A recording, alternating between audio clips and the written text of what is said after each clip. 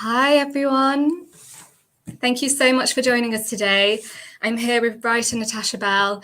Hi, I'm Kat. I'm joining you from Jericho Writers, where Natasha's one of our fantastic tutors on our Ultimate Novel Writing course, and obviously a fantastic author in her own right. I'm thrilled to have her with us. She's going to be answering all of your questions on writing, anything you want to know about plot, pace, setting, any kind of like questions or like things you're interested in about, how to get published. And also we can chat a little bit about the Ultimate Novel Writing course, which she tutors on excellently, and just find out a little bit more about what she's looking for in applications, and that kind of thing. So thank you so much for joining us today. So first of all, I thought I'd just kind of, give you a little bit of a background about Natasha if you don't know her work already, which you should because it's fantastic. So Natasha is an author, a PhD researcher, and also a creative writing tutor for us, for Jericho Writers as well, which is much appreciated on our end. Her novels, His Perfect Wife and This Nowhere Place, are available from Penguin. So do go and check those out if you haven't read them already, because they are fantastic books.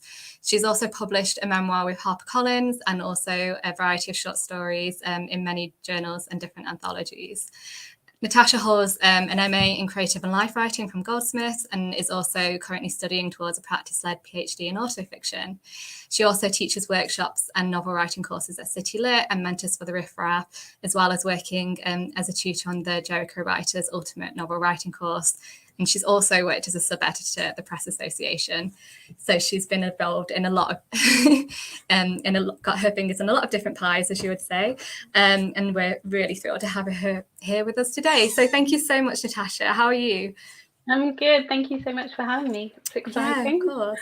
It is. Yeah. Well, I'm just thrilled that we've got, a bit of time just to get to know you a bit and just, answer some of our audience's questions, which is always, really useful, I think, for writers, because it can be such a lonely pursuit. And I think it also really helps just to kind of get that insider knowledge from someone who's kind of been there and done that and, can just offer their guidance along the writing path. So could you just kind of so obviously you've published 2 fiction novels with Penguin, both in the kind of like psychological thriller kind of genre. So could you explain a little bit about like kind of how you went about approaching writing those novels and I guess fiction in general, and why you chose to write in those specific genres? Okay, I'll do the second bit first. So the genre is actually, this is absolutely what we tell our students on UNWC not to do, but I didn't think about genre at all when I was writing my first book. I just had a story I wanted to tell. Yeah. So it actually wasn't until I started working with an editor at Penguin that they were kind of making me think about genre and how it gets marketed. So I completely don't recommend that, but that was my route. I got really obsessed with the story first and the genre came second. And as for my approach, it changes with each book, which isn't very helpful. But I'm kind of the school that we all teach ourselves how to write with the books that we're writing, and we teach ourselves specifically how to be the writers that we are. So for me, with my first book, I had this idea, and the idea was the plot, I guess. I had this idea about this woman and what happened to her. And that makes it sound really easy. It took me 6 or 7 years to actually write this book. So it was a long journey. But through all of that, the plot didn't change. So the journey was trying to figure out who these characters were, get to know them, and how to tell the story. And I changed it a lot. So I changed the point of view, I changed the voice, I changed the tense. So I rewrote that book so many times. Oh, wow. So happily, with my second novel, it wasn't quite as arduous. But I started with something completely different. I started with characters and a location and a kind of atmosphere. And so the work of it was figuring out what happened to them. So it was a different job. So the approach was different.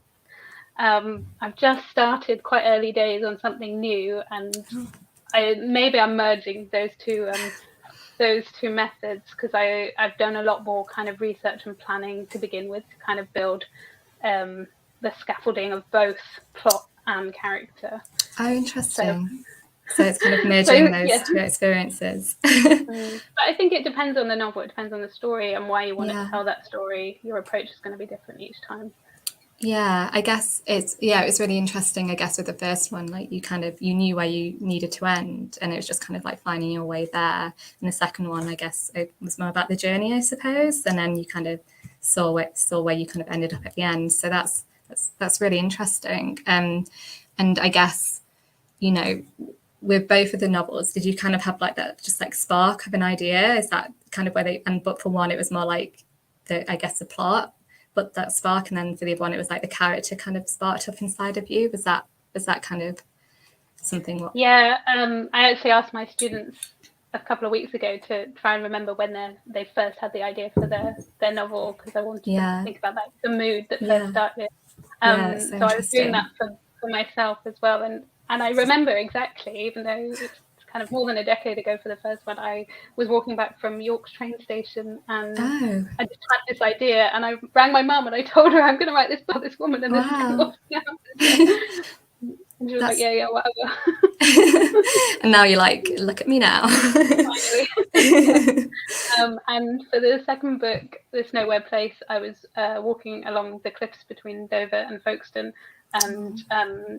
and that book is very much set there, and the location is really important. And I just had this idea for these two teenagers on these cliffs. So yeah, it was kind of almost a static image for that one, and then trying to figure out what was behind that image. Fantastic.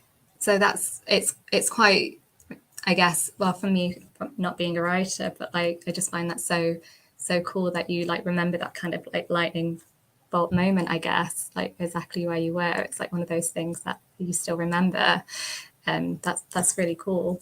And I guess, yeah, with your kind of like first novel, I know you've spoken like in the past about the kind of like themes that are in it, and you know, there's a quote I found in an interview. You said, like, I guess, like learning how to be an adult, how to be a girlfriend, how to be a wife, how to be a woman has often to you felt like a process of simultaneous expansion and narrowing, which I find so interesting. And it also feels like a little bit of like an analogy for the process of writing itself.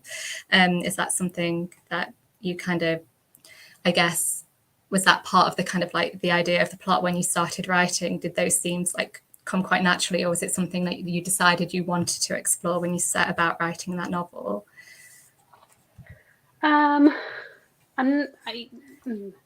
Maybe not consciously, I suppose. I think partly because I wrote that novel over such a long period of time, it definitely was. It was a story I kind of grew up with, or grew into myself as an adult with a little bit. I wrote it through most of my 20s, so you know what it was to kind of figure out who I was in that time is contained within that book, which makes it sound very personal. It kind of is, I suppose, but the story is not. But I think we do put quite a lot of ourselves into a book one way or another, and I think you can use story and fiction to figure out some really big questions about the world and yourself, and we do that when we're reading too, and that's why literature is so exciting.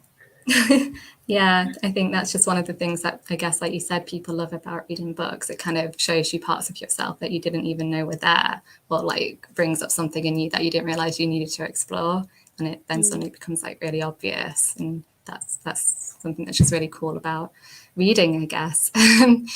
So it would just be really interesting just to hear a little bit about, I guess, when you're reading. Do you read mostly fiction or a mixture of fiction and non-fiction? And what's your kind of like preferences? I would say mostly fiction, but I go through phases. So I'm doing a PhD at the moment. I'm quite far in. So for the last few years, I've been reading really a lot of autofiction. So kind of a mixture between fiction and non-fiction, and that's been very exciting. The book I've just started, I'm completely changing genres again, is a dystopia. So I've started reading lots of dystopias. That's quite exciting and very different. That's really cool. Any top of your list at the moment, dystopian? I just read, is it Sophie McIntosh's Blue Ticket? Okay. really beautiful and thought-provoking, and really I would say like sparse or sleek or something with the writing. Like she's created this whole world, but the world itself and the world building is very subtle, and she's kind of not layered on like all of like when I think of world building, I kind of think of someone like inventing so much, which is amazing when people do that. I've got one student who's created this incredible world, and I just I'm in awe of her brain right now. The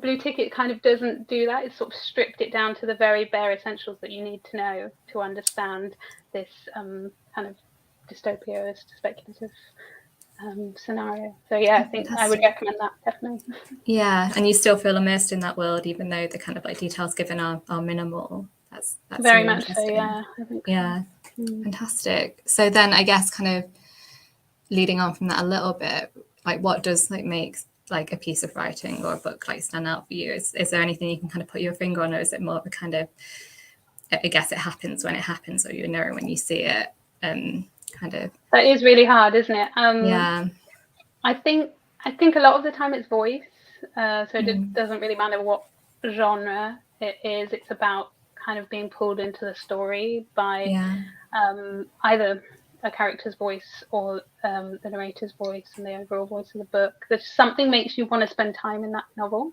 And sometimes that is quite hard to put a finger on.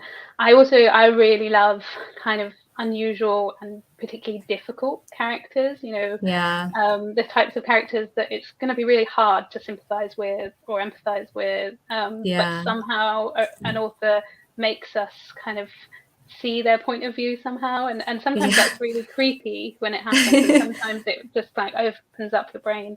So I'm very, very into that, and kind of moral ambiguity. I love kind of difficult mother-daughter relationships. They're really exciting in fiction as well, I think. Yeah, and I think it's something, I think there's been a lot more of that recently, but wasn't necessarily a dynamic that was like really explored, traditionally in like literature for a long time. And I think there's so much that goes into that, and even just like relationships between like, friends, women, like friends, and that kind of like dynamic. It's not something that I've seen a lot, kind of like really explored in depth, like the dark sides. I think there's been a lot explored about the positive sides, but not necessarily the kind of like the dark sides that can take, and that's always really fascinating to me. So like I know you said in your first book, like the protagonist, it can be considered a bit of a Marmite character. So what kind of like like attracted you to kind of writing about her experience? Was it that kind of, the fact that she could be quite unlikable to some people? Or and I think I was trying to work out my opinion of her, and I'm not as extreme as her, I hope, and I hope most people aren't, but I think most of us have these kind of secret worries about whether we're a good person, whether we're likable, whether if people knew inside our brains they would kind of feel the same. So I was that's what I think literature that kind of looks at these Marmite characters kind of helps us get at, this idea that everybody has this strange inner world, and nobody is as nice as they seem, but can we still empathize with people who make decisions and actions that we wouldn't condone? I think is a really interesting question. And should we, like, what's our kind of where's the limit? Where do we draw the line? There's a whole spectrum, I guess, that you can just, and I guess that is what's exciting about being a writer, is that it gives you the freedom to explore that as much as you want to. So that's really cool. Wow. So I guess, it would be kind of really like nice to know just about what kind of drew you, because so if you're just joining us for the first time, welcome, and thank you so much for hopping on this live event with us. If you didn't know already, Natasha Bell is a fantastic writer. I have many books and also other pieces of nonfiction and journal articles. But if she's also a tutor on our Ultimate Novel Writing course. So if you could tell us a little bit about kind of what you're looking for when you're looking at applications that are coming through. I know you're currently a tutor on this year's course, and you're going to be a tutor on our upcoming course that's starting in October. And I know the students that you're working with this year seem to be kind of all writing quite a diverse selection of different kind of like genres and, you know, themes and that kind of thing. So what kind of like draws you to wanting to work with someone? And I think that's one of the real strengths of the course, that we kind of create these mentor groups of people working on completely different novels, and you kind of start and everyone thinks, oh, I've got nothing in common with these people, and then like, you know, created this really close-knit workshop group, and everyone's getting a lot out of working together. So that's brilliant.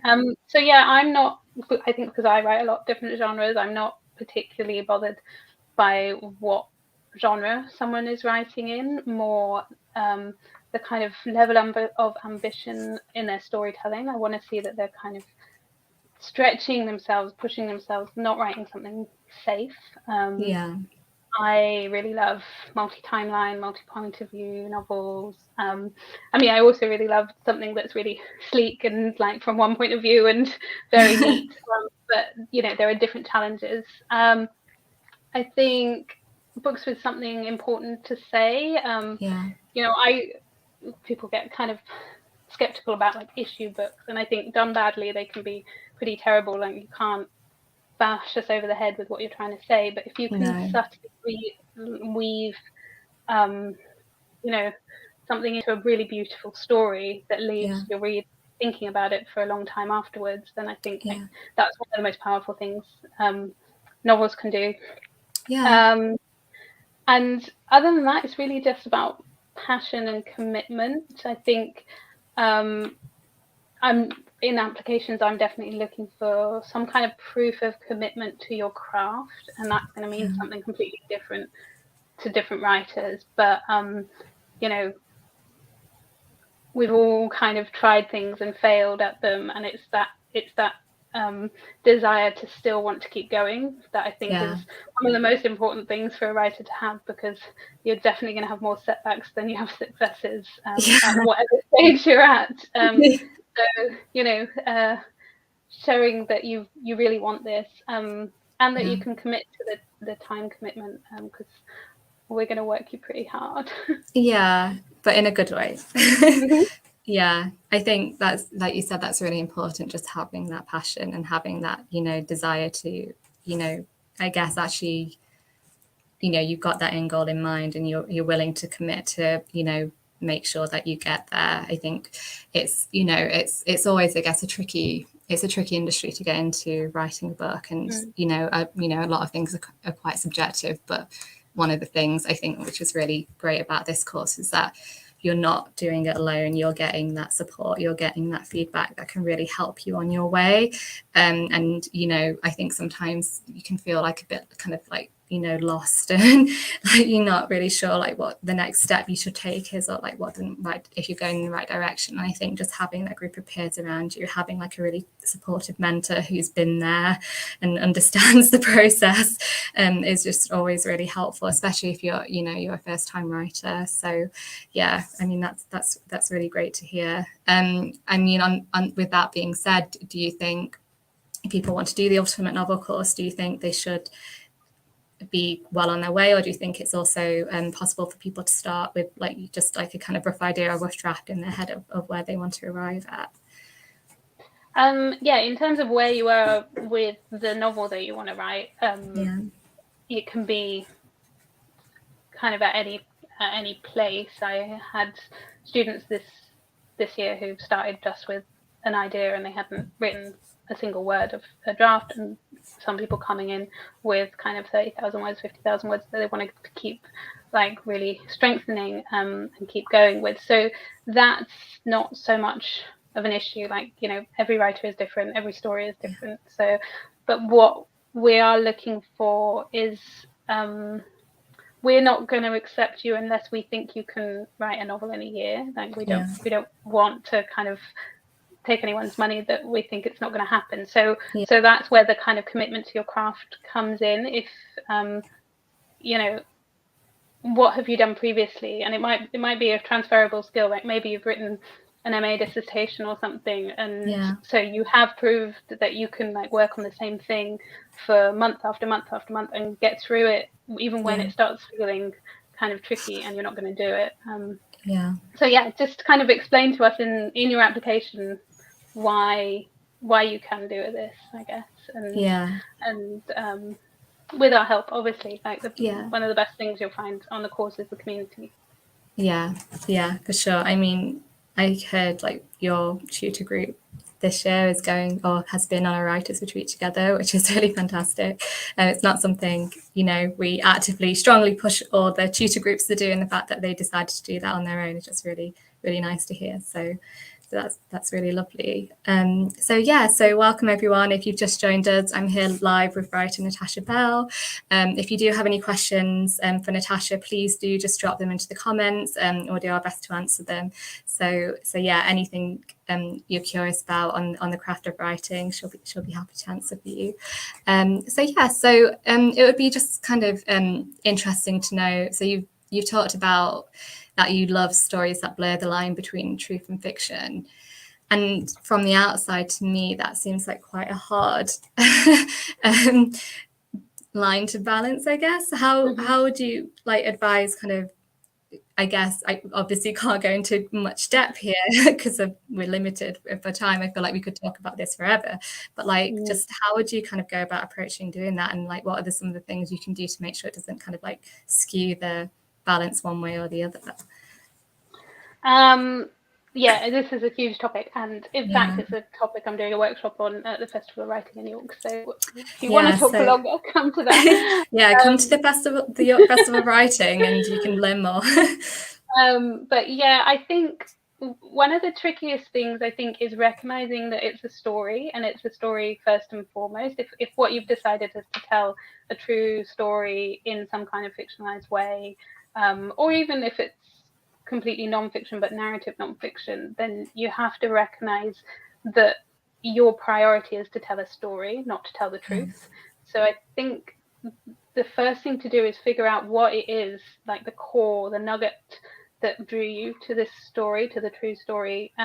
What is the root, like the roots in the ground for you, that absolutely can't be changed? Like what, what's the really the center of the story, because you're going to have to cling to that, because around that you probably will have to fictionalize more than you think, and make compromises.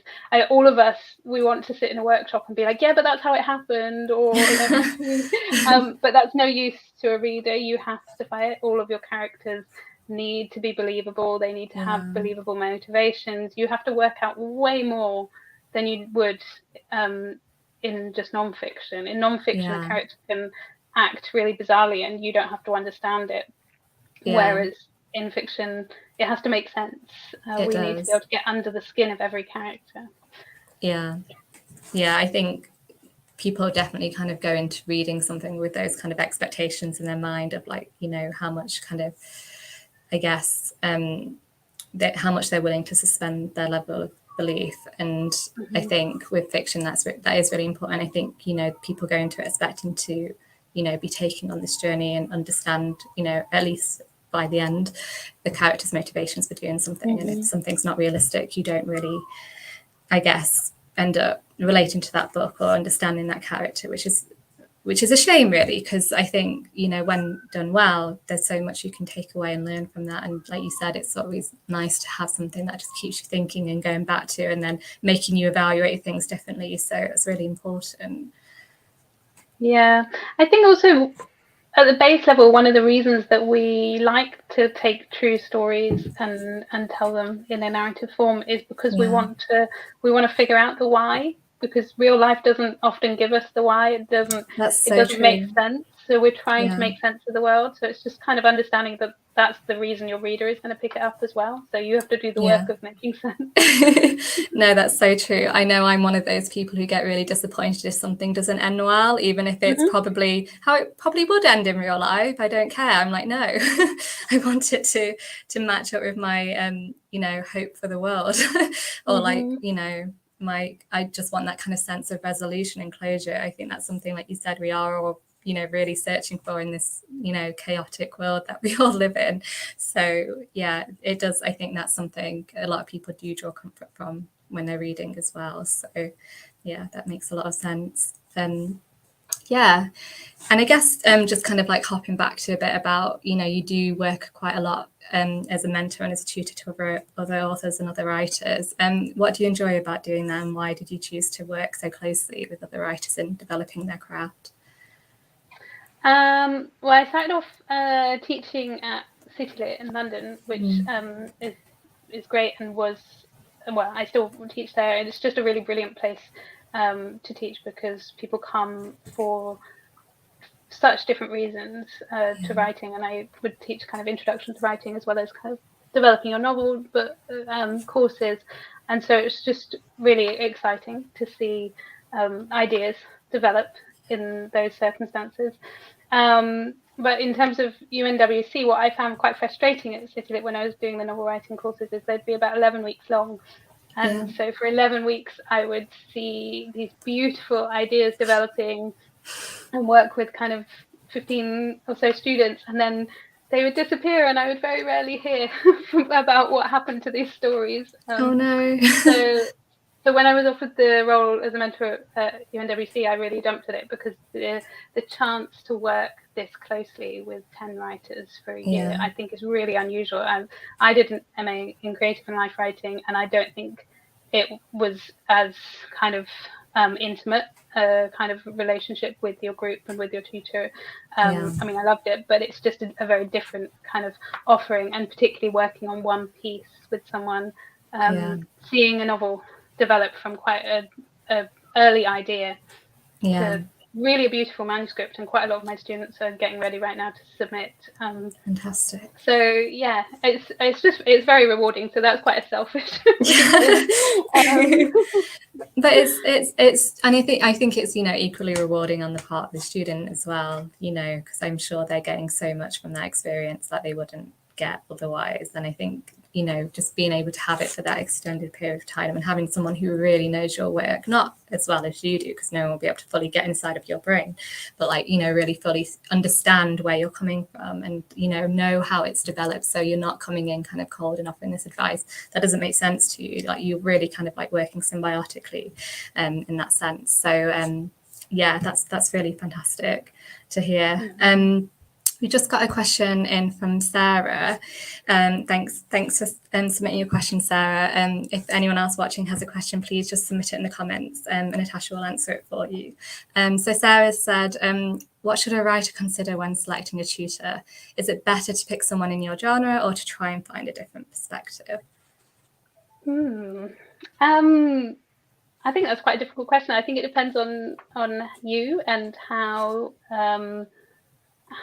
you like to work with people. I mean, I think it absolutely doesn't have to be someone in your genre. All of us tutors are experienced of working across different genres. I suppose it depends on the things you're kind of interested in developing the most in your craft. If you have some concerns about writing the genre you are, like maybe you've never written in that genre before, then perhaps you would prioritize knowledge of the genre. But yeah, it kind of depends on what you're focusing on. And the other thing I think is just fit. So read through our profiles, have a little search on the internet about us. If you like the sound of us, then chances are that you're going to find the same when we're working together. I think you can also select that you don't have a preference as well, and if you do that, then I know that the Jericho team will look through your application and see if they can figure out who might be a good fit for you. Sorry, I don't feel like that's the most helpful answer. No, I mean, also really just obviously. That's what we should consider. Yeah, I think it's true. I think when you're reading, like it's like a really odd instinctual thing sometimes when you're looking at people's work, or you know, like if I was reading your novel and then I read your bio, you get drawn to people and you can't always necessarily put your finger on why. And it might not always make sense immediately why you are, but I think it's quite good to follow those instincts, because in my experience they usually turn out to be quite right, and there's a reason why you are drawn to that person, and that person will probably be also drawn to your work. So I think that's, you know, it's just something to kind of also like trust a bit. I think, yeah, you're right, you don't necessarily have to be someone whose work really closely mirrors your own, because they might not necessarily be able to help you in the way that you need helping with. So I think, yeah, like you said, just for anyone who's just joining us, Natasha's a tutor on our Ultimate Novel Writing course. So if you are interested in finding out more about the course and being mentored by Natasha and writing and getting your book to a place where it's ready to be published in the space of 12 months, do check it out. Go to jerichowriters.com and please do send in your application. And yeah, like Natasha said, just have a look through in the bios of the different tutors. And if you've only just started watching this recording and you're interested in Natasha being your tutor, do go back and watch it from the beginning, and you'll hear a lot more about, you know, Natasha's process and why she enjoys mentoring other writers. So yeah, do check that out as well if you're interested in being mentored by Natasha. So yeah, thank you, Sarah. Pick up on Sarah's question a bit more as well. I think your second part of that, trying to find a different perspective, is quite important and interesting. I think you can be really challenged by people working in different genres and in different ways. And I would say that's not just true of us mentors, that's true of the rest of the group.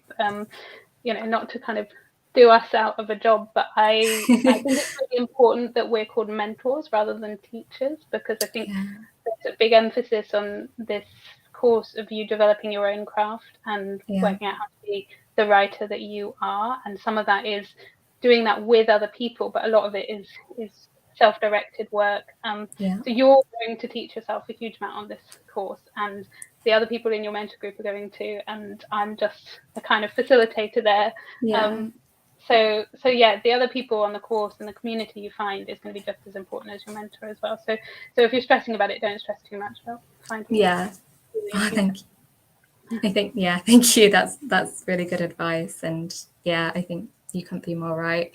I guess it kind of goes back to a bit about what we were talking about before, is if you are wanting to embark upon something like this, or even just, you know, if you're not interested in doing a course but you are interested in getting that novel finished, you really do need to kind of be able to commit to the craft in that way, and just, you know, be able to, I guess, self-discipline to get yourself to the end of that goal, because, you know, you're your own biggest cheerleader at the end of the day, and, you know, you do need to have that dedication to be able to, you know, I guess finish.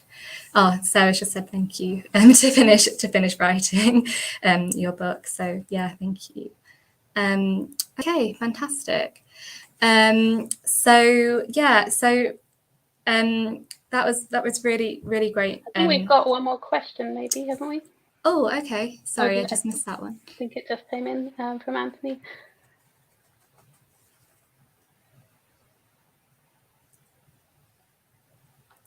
Yeah, I think he's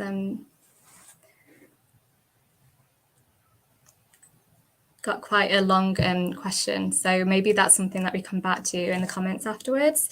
Sorry, I don't think we'll be able to read through it all. But thank you, Anthony. We'll get back to you after the live stream is finished and answer your question for you. But thank you so much for sending that through.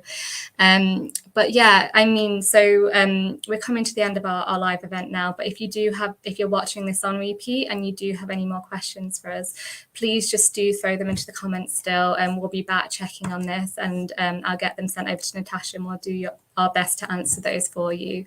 And like I said, if you're interested in having Natasha as your mentor on the Ultimate Novel Writing course, do visit jerichowriters.com, and if you send in your application before the end of this week, you'll also save 10% on the full course price, just, you know, an extra sweetener to seal the deal if you are interested. And please do just, you know, check out Natasha's books if you haven't already. They really are fantastic. So yeah, so in case you don't already know, her novels are called His Perfect Wife, sorry, and There's Nowhere Place. They're available in all major bookstores or wherever you buy books. So please do go and check those out. And like you said, you're working on something that sounds really exciting at the moment. Any kind of idea of when we can expect to receive that next one? The one I've just started is very early days, so Yeah. we will see. That might be quite a long time because I'm not the fastest of writers. But I've just submitted my PhD book, which is work of autofiction, to my agent. So I'm waiting to hear back on what she thinks. But hopefully fantastic. she will like it, and it won't be too long before I can show the world. Yeah, watch this space, everyone. Indeed. Yeah, well, really looking forward to that. And yeah, thank you so much, Natasha. And yeah, please do go check out the website, go check out Natasha's social media pages and her website. I'll pop those in the chat for you afterwards, just so you can take a look. And yeah, and we hope to see you here again soon. So thank you for joining us, everyone. Have a lovely evening. Thanks, Kat. Thanks, everyone. Thanks. Bye. Bye.